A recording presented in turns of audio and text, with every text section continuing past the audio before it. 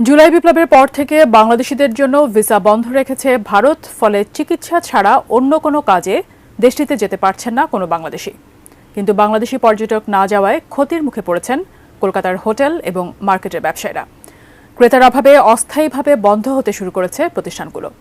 নতুন ভিসা না দিলে জানুয়ারি থেকে বাংলাদেশিদের ভারতে যাওয়া পুরোপুরি বন্ধ হয়ে যাবে।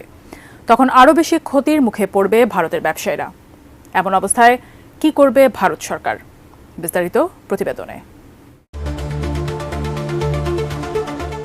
ভারতের কলকাতায় অবস্থিত 100 হোটেল ও 3000 দোকান বাংলাদেশি পর্যটকদের ওপর নির্ভরশীল। কয়েক মাস ধরে বাংলাদেশিরা না যাওয়ায় এসব প্রতিষ্ঠানের ব্যবসা অন্তত 70% কমে গেছে। হোটেল ও মার্কেটগুলোর কর্মীরা পার করছেন অলস সময়, ফলে গোটা এলাকায় শুনশান নীরবতা। ভারতীয় সংবাদ মাধ্যম ইন্ডিয়া টাইমস তুলে ধরেছে এই করুণ চিত্র। হোটেল মালিকদের বরাতে পত্রিকাটি বলছে, আগে যেখানে হোটেলের প্রায় সব রুম বুকিং দেওয়া থাকতো, এখন সেখানে 4 থেকে 5 রুমে লোকজন থাকছে। জুলাই বিপ্লবের পর থেকে আশঙ্কাজনক হারে কমে গেছে বাংলাদেশিদের যাতায়াত। ফলে অনেক হোটেল বন্ধ করে দেওয়া হচ্ছে। কারণ হিসেবে হোটেল মালিকরা বলছেন, তাদের এখন 1 থেকে 2টা রুম বুক হচ্ছে। বিশ্বব্যাপী করোনা মহামারীর সময় যে ভয়াবহ অবস্থা হয়েছিল, এখন আবার তেমনই এক অবস্থায় পড়েছেন ব্যবসায়ীরা। তবে ভারতে গমন করা বাংলাদেশিরা বলছেন, ভারত সরকার বাংলাদেশিদের জন্য নতুন ভিসা বন্ধ করে দেওয়ায় এমন পরিস্থিতি তৈরি হয়েছে। কিন্তু যাদের ভিসার মেয়াদ আছে তারা এবং নতুন করে ভিসা না দিলে জানুয়ারির পর সেই স্বল্প সংখ্যক মানুষেরও ভারতে যাওয়া বন্ধ হয়ে যাবে।